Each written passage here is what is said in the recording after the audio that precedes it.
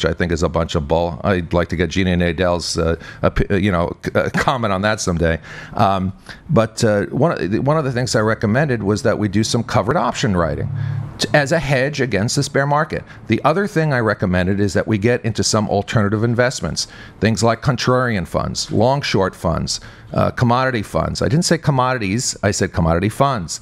The funds that are comprised of commodity producers, the stocks of commodity producers, a basket of foreign currencies. I made these recommendations as a way of diversifying from just being in stocks or bonds. And once again, if any of our listeners would like to see the document I passed out in May of 2004, and the email exchanges I've had with the members of the Board of Supervisors since that time, I'll be happy to share that if they're a matter of record. And they're a response to this very passive, childlike attitude that we can't do anything in this market. The fundamentals aren't there. Well, the fundamentals are there.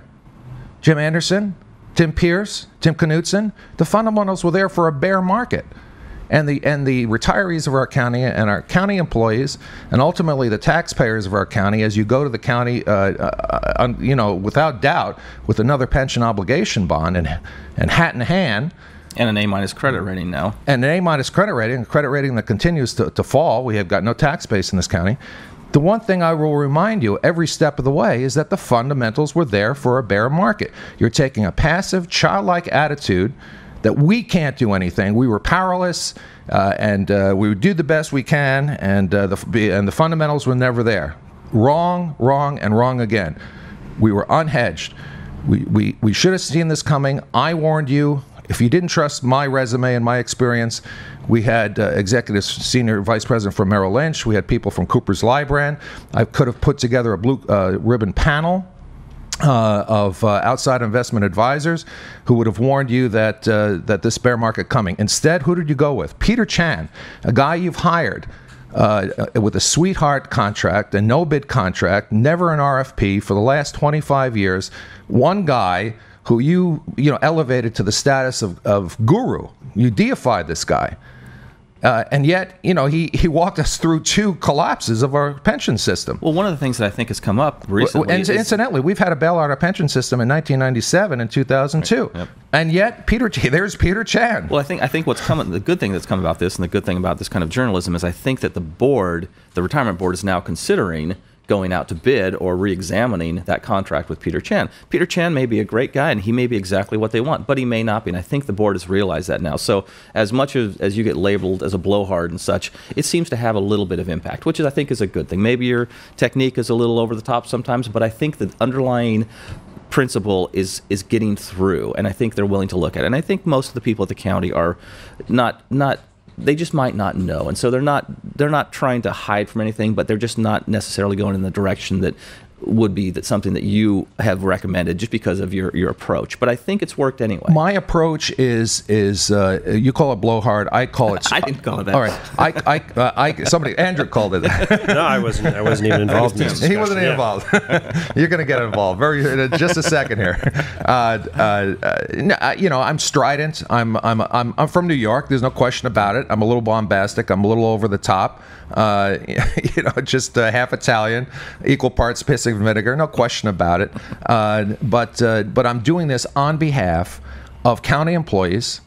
Again, I was a member of the sheriff's office. Are you vested in the retirement system? No, I'm not. But I worked for the county sheriff's office for 3.5 years.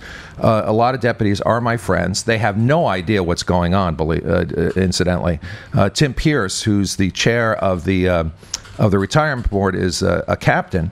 He's the commander of the jail. He's not even a member of the Deputy Sheriff's Association. He's the only uniform member of that department that I'm aware of that's not a member of the collecting and bargaining unit known as the Deputy Sheriff's Association.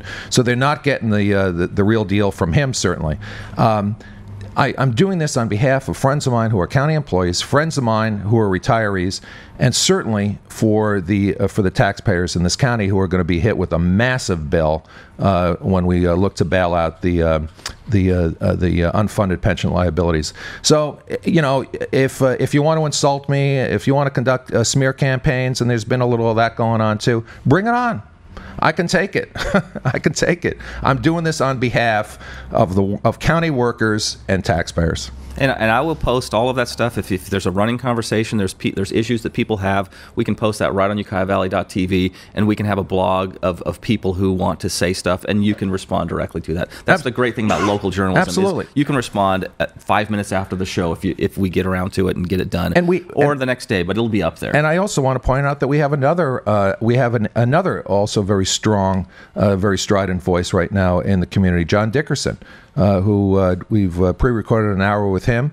That's posted, actually. It's on ukiahvalley.tv now. Okay, wonderful. How can they find it? They can go to www.ukiahvalley.tv and look under news and politics, and there's John and all kinds of other great stuff. All right. Retirement board meetings, all kinds of cool stuff. Right. It's called The Money Show. Yeah, I think it's called The Money Show. Truth About Money, I think is what we did. No.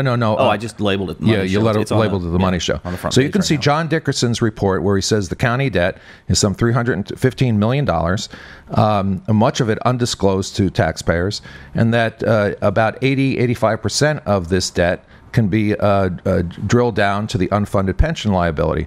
The county took issue with this. Incidentally, John Dickerson got those numbers from the state controller's office, so he wasn't pulling numbers out of a hat. These were hard numbers. He posts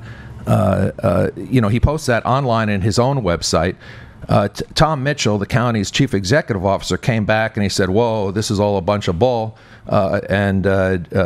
We've given him 30. He said he would come up with a response, a rebuttal, within 30 days. That hasn't happened yet. I suspect that Tom Mitchell's response is going to be something out of the Enron School of Accounting, where they try to take hard facts and interpret them and put their own spin on them their own way. But believe me, there's no rosy picture that's going to come out of these I'm sure Tom numbers. will look into it. Well, and we look forward to having him on the show if he dare.